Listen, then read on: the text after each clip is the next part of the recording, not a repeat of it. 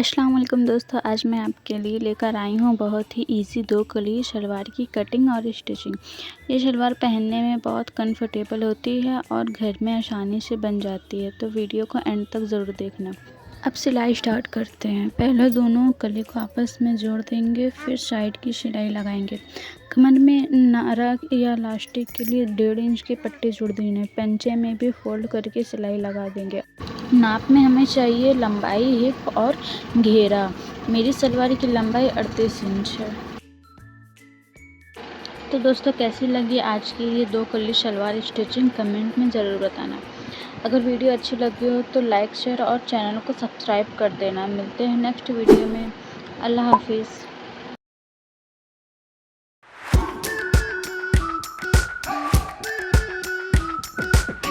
We've been waiting for so long. We've been waiting for this time to